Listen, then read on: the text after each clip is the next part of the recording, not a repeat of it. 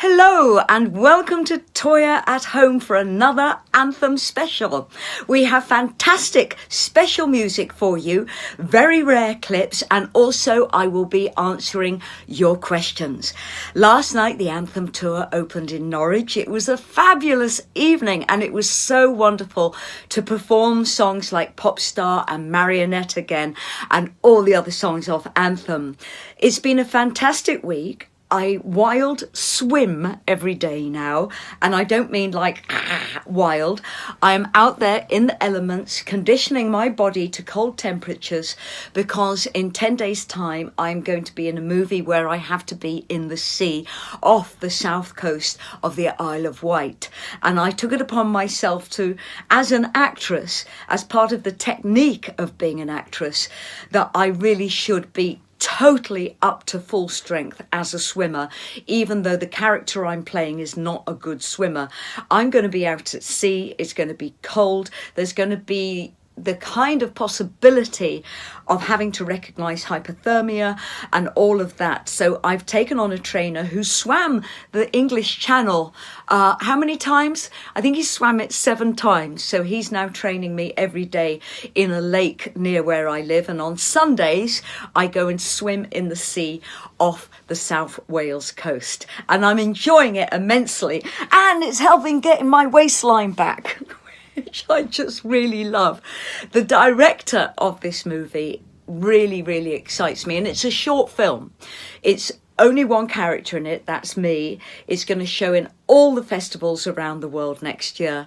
And the director is Lewis Norman, who has a phenomenal background with very artistic, descriptive, award-winning work about the human condition of a woman and about bravery and diversity and overcoming issues of the human condition. And another strength that she has is how we face the strengths of daring to be who we want to be. And I'm just wildly excited about this whole project. Now, we've got some gigs coming up this week. So before I start on the Anthem stuff, we've got, I'm shooting the film all week. Then we do Iron Bridge. Oh, I can't wait to play Iron Bridge. It's one of my favouriteest venues. Then we've got Leamington Assembly Rooms and then Brundles in Leeds. That's going to be fantastic. That is Friday. That is Thursday, Friday and Saturday. Yay! And then I think I get that Sunday off. That's even more exciting. I have not had a day off in ages. Okay, let's get to your questions. The first one is from Chris Butler Tarot. What is the story behind the amazing album artwork? It created a visual fantasy world that matches the album perfectly. Thank you for that, Chris. I'd love to know more about the artist and how the concept was developed. The artwork was painted by Steve Weston. And when Bill Smith and I were piecing together what the album cover would be and the concepts of the album cover, I very much wanted to be represented as a folklore fairy, and I mean fairy as in the warrior fairy, not the kind of Victorian Edwardian fantasy of fairies being sweet little flower things. I wanted to be a tribal fairy warrior taking on demonic forces. Now, when I grew up, I went to an all-girls school. Everything was presented to me that only men achieved physical achievements. So when I was asked by journalists what I wanted to be at the beginning, when I was a child, what was the first things I wanted to be, they were all male gender. I wanted to be a muscle man. I wanted to be a male astronaut. I wanted to be a male gymnast. It never occurred to me that I was a different gender. So when we came to creating this picture and giving Steve Weston the kind of breakdown of what it should be, was that I wanted to be the winning fairy queen of a battle against demonic forces. It's quite a gruesome cover, but at the time it was a very romantic fantasy cover. And I think in present day it has lots of potential different meanings and different statements, but it is literally about my passion for the book The Lord of the Rings, the game Dungeons and Dragons. All of this was so new to my generation, and it was cult, and I literally wanted the escapism of this fairy world where a female force could overcome, in a way, masculinity and demonic powers. So it goes very, very deep. It's almost Jungian and Freudian, but it is basically the simplicity of fantasy and escapism. So thank you very much for that question, Chris. We've got another question from Samantha Jones. Your image, hair, makeup, costumes were so iconic, and as a young fan I really hadn't seen anything like it before. It was a huge inspiration for you growing up, Samantha. Did your iconic looks come directly from my imagination, and what was your favourite image from the Anthem era? Funny enough, when we shot this front cover, this is a slight alteration of the front cover of the actual Demon cover, because we went for a straight shot. That's even different. I'm using the packaging from the deluxe box set. We went for a straight head and shoulders, but that was the image. And it wasn't quite what I was looking for. It hadn't quite reached the sophistication I wanted in the body painting that we got after Anthem. So, I mean, this is very pretty, and it was very, very winning. I mean, my goodness, this won me a lot of fans. This is part of the shoot for the back of I Wanna Be Free. I eventually achieved that sophistication with the cover of Thunder in the Mountains. Now, this was Richard Shara on makeup. He worked with Steve Strange, he worked with a lot of supermodels, and I eventually got him for this John Swannell shoot. And John Swannell, again, fashion photographer, iconic. This happened on Thunder in the Mountains, and this, for me, is one of the best images I ever did. And from then on, everything became a little more sophisticated. So when we were doing the shoot for the Anthem cover, I was still very much explaining to people what I wanted. I did come up with all the ideas, but I had a great team around me. For this shoot, for the Thunder in the Mountains cover, we also had Robert Lebetta design the hair. So it just took everything the next stage. But I used to go into these meetings with the makeup artists, with Bill Smith, with the photographers, and I bring piles of books with me, and I would say that this is what I want to capture and represent, and then it all happened from there. And it was quite organic. It was a collaborative process, but I was very passionate about being unique in what I did. So Samantha, thank you very much for that question. And we're now going to our first piece of music today. And this is a performance of the track Obsolete at the Putney Half Moon last year with the Posh Pop Band. Enjoy.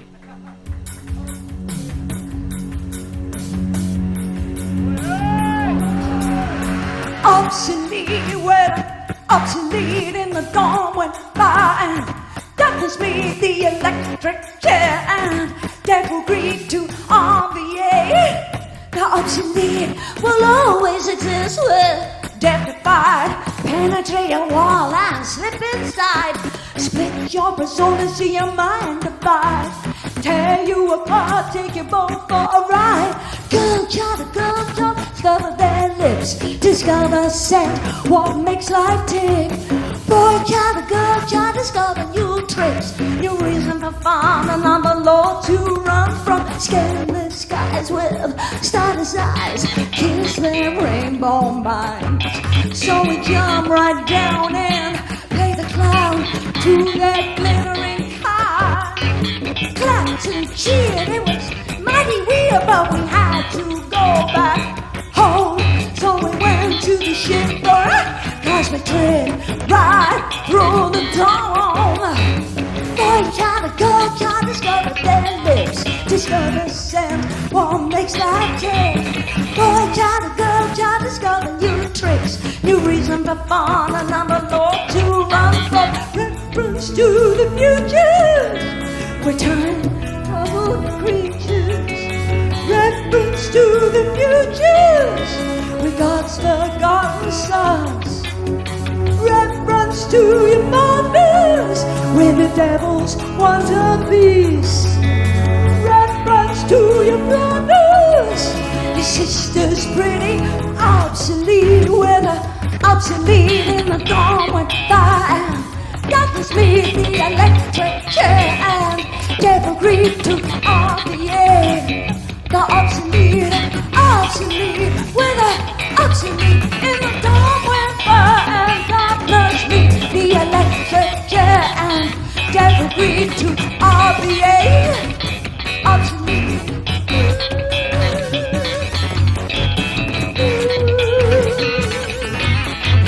Obsolete, obsolete.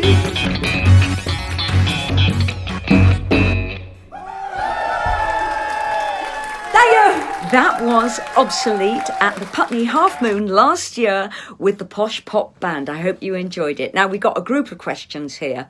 Richard David, where did the Egyptian theme come from?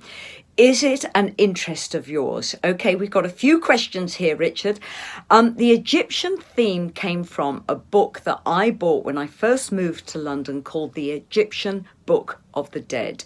And it talks about the gods, the Egyptian gods, about their belief of the underworld, the moving on from the body into another life, and how the body was preserved and then the soul is carried, about the sun god Ra. And this book just absolutely fascinated me. And I think the reason that Egyptian hieroglyphics meant so much to me, Richard, is being dyslexic, I was brought up on phonetic spelling, and I could read that so easily. I don't have a low IQ. I just do not manage to read normal text that easily because it strobes. Sometimes that can just become black lines. Other times it strobes, and I just can't read it that easily. But phonetic writing and hieroglyphics, I can see. So I think when I discovered Egyptian hieroglyphics, and of course the absolute romanticism and power and depth of their culture just enriched my life so much. It inspired me, it inspired my writing. It made me want to know about other cultures. And it did become a deep interest of mine that this ancient culture did so much. Its ecology, its farming techniques, I mean, everything it did was influential on the whole of the world, as was the Roman Empire that went on to just kind of nick ideas off everybody. So in answer to that first part and second part of your question, Richard, it was very much suiting me as I am as a dyslexic creative. The inspiration, you say, must have been strong with all the iconic, vivid, beautiful images, and the box set is so well deserved. Well, thank you for that, Richard. Let's get a question from Ian Kettle. Egypt is notoriously difficult as a culture aesthetic to work with in fashion and music. What did you feel looking back that made the work hold together so well and the reference feel so relevant and fresh? That's a fascinating question, Ian, because never once have I found it difficult to work with. So Melissa Kaplan, who did the wedding dress behind me, she also did the samurai warrior dress behind me there. I just showed her the books, I left her with the books, and she came up with a whole series of clothes for me to wear live that she painted by hand the Egyptian hieroglyphics on. And I don't think she found it a problem at all. And I think Bill Smith, when he put together the album cover and all of the artwork, and the band even agreed to do that, which took a long time to get the band ready for. I mean, none of this was a problem. It was, for us, a pretty fresh concept at the time. And I now know that it would probably be quite difficult to do because culturally Egypt wants everything to remain within its Egyptian community. But we had no problems at that time whatsoever with doing it. And the references are totally relevant to how I wrote the lyrics and to how the songs featured their dramatic journeys. So perhaps we just did it the right time and the right place. And it's as simple as that. I was in the zeitgeist at that moment and it just worked. Let's get another question off Jill Peristrom Wright. You say, Toyah, you'd love to hear about my interest in Egyptology, which for me shines through on the album Anthem, and this has sparked a lifelong interest in ancient Egypt for you, Jill. I sit and listen over and over to this beautiful album. Well, I think I've explained earlier in Richard's question my interest in ancient Egypt and Egyptology, but I want to tell you, Jill, a very specific story. My father, during World War II, was away from England in Egypt for 6 years. He was a radio mast erector in Alexandria, and he was based on the Suez Canal for 6 years. And occasionally they would go out into the Mediterranean where his ship, the battleship Delphinium, stood or floated between German battleships and the other British battleships. Basically, my father was on a battleship that got torpedoed regularly, and I believe my father was the only survivor on that battleship, but that could just be my romantic memory. So my father was based in Egypt all this time. Sometimes he would end up in Israel, in Jerusalem and in Bethlehem, because he volunteered to stand guard at the Church of the Nativity over the Christian festival, Christmas, and then he'd go back to the Suez Canal. He told me all these stories. He told me about Egypt. He told me about the pyramids. And I was very, very young. And I think because of this romantic ideal, he managed to impart it to me about Egypt. Not so much about the war, but about Egypt and how rich its culture was. I think it was just there, ready to come out as soon as I could express myself as an artist. So Jill, that is a question, that is an answer purely for you, because you've given me a happy memory with your question, and it's only occurred to me in this moment that is why I had such a deep connection to Egyptology. So now, keeping to a theme, an Egyptian theme, this is a special lyric video for the song Sphinx.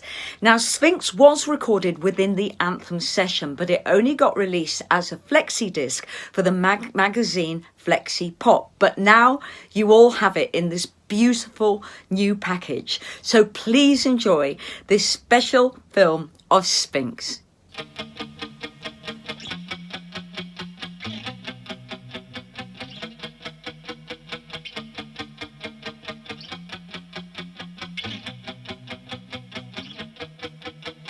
Eyes glow,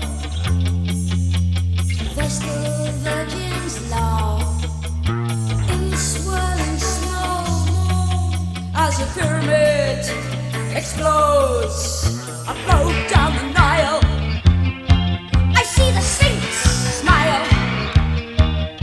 She knows who I am, as she grabs me by the hand. Well, I sat in my trial land, Pharaoh smiled, he said, you know what I am. I'm the curse, I'm the birth of the reaper and the plague, and I want your little man. The Sphinx smiles and spreads her wings, the Pharaoh shouts his curse on kings. Golden spheres revolve round him,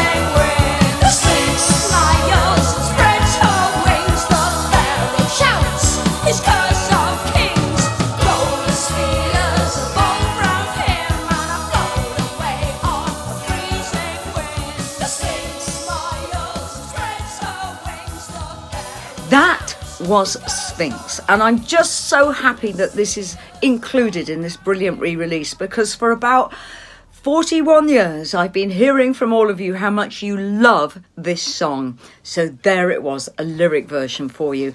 Now, we've got two questions here about the track I Am. Simon Booth, who was a co-director with Dean Stockings for the video of Fallen. Hello, Simon.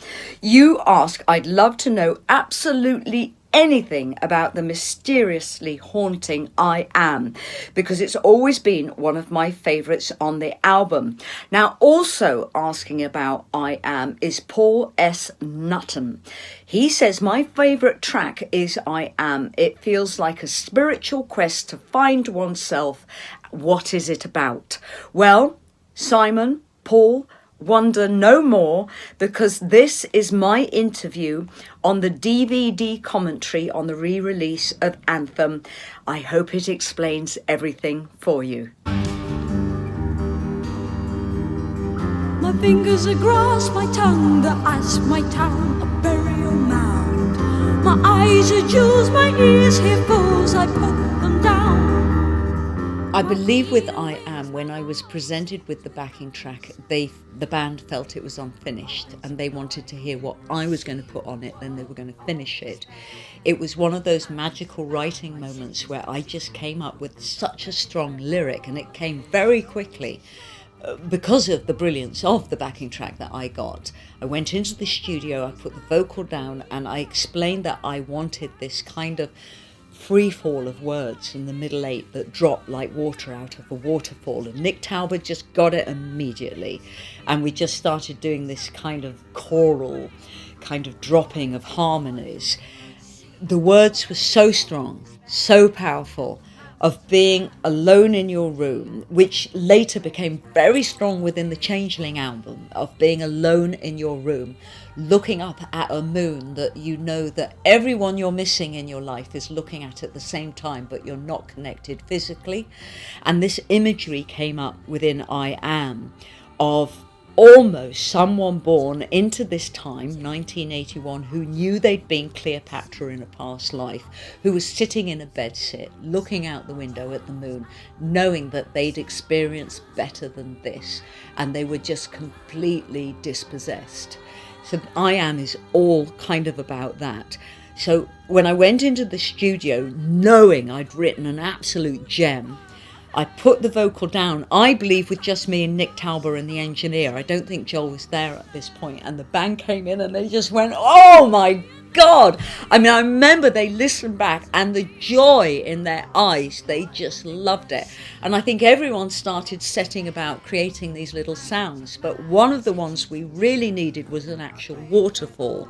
And the waterfall starts in the middle eight, and then it's sped up at the end, which is the high pitch kind of sound you get at the end that ends part one and side one of the album.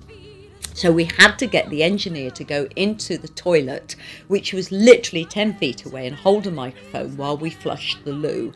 And Nick Talbot turned that into a waterfall sound, and then he sped it up.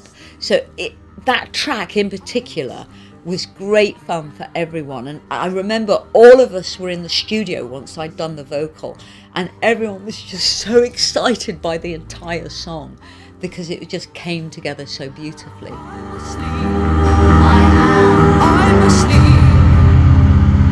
So that was I Am commentary from the DVD that's included with all of the re-release items of Anthem. Now we've come to the last question and the last track today, but next week we have another Toyah at Home Anthem special. Tonight there's an Objects of Desire, and tomorrow a very funny, very special Sunday lunch. So your last question comes from Zach Jenkinson. What is the story or inspiration for the lyrics of Maasai Boy? Zach, you say you remember hearing it played on Radio 1 and on the Janice Long show, and it totally blew your mind. Oh, Janice Long, she was so fabulous. She so championed my music and my career. So Zach, thank you for mentioning her name. That is beautiful. Okay, I love books. I love visuals. I respond more to visuals than to the written word. And I bought this book, and it was just called Maasai. It's in London. I don't have it in this house. It's huge. It's about that book, and it's a celebration of the culture of Maasai, but also their marriage rituals. And I fell in love with the fact that a teenage boy about the age of 14 would have to prove himself a man by going off into the terrain, into the desert wilderness, and wasn't allowed to come back until they killed a wild boar. Now, wild boars can kill any human being. They're dangerous, they're flitty, they're unpredictable, they can hunt in packs. They are one of the most powerful animals on this planet. And these young males would have to go out into the wilderness, kill a boar, bloody themselves, and then come back. And I thought this was an absolutely extraordinary ritual. But you got to remember, they have to eat. They have to kind of have food. They have to find water. They do not live in a very kind landscape. And when they come back, they can then choose their bride. And the females of the tribe would line up. There'd be lots of dancing and showing off and kind of strutting like peacocks. The women will have painted themselves. I found this so beautiful. And then the boys would choose their bride, and the pairing was made, hopefully for life. I think it was for life. I'm not sure about that. But what I found extraordinary was the imagery, the strength, the religion of the sun, how the sun coming up on a new dawn signified their manhood. And I just wanted to write a celebration of the Maasai. I've never been to Africa. I've never met a Maasai. I can't see that will ever happen in my lifetime now, just because of the nature of my work. I'm just so busy. But I was totally in love with how in touch they were with their bodies, and how they used their bodies, and how their bodies were these magnificent machines that worked for them, worked for their spirit, worked for their soul. So Zach, I hope that's answered your question. Now everybody, we've got more questions next week, more music next week. Thank you so much for being so in love with this album. Thank you everybody. It's a really exciting time, and I'll see you on the road as well. Mwah! From Toyah. This one is about young men growing up. It's called The Maasai Boy.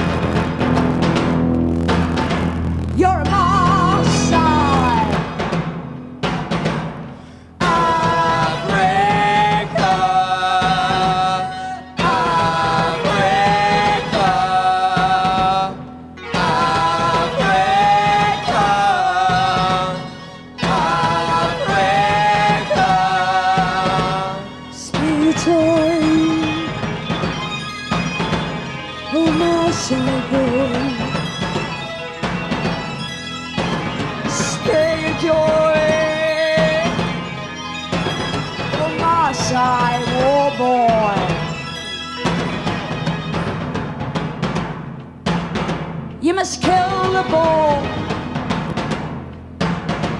be a warrior. as your elders before. Hazy blinds, Africa, seeking spirit of adventure. Dye your hair, paint your skin, sacrifice the youth of your skin. Run to the sun, run to the sun, run to the sun, run to the sun.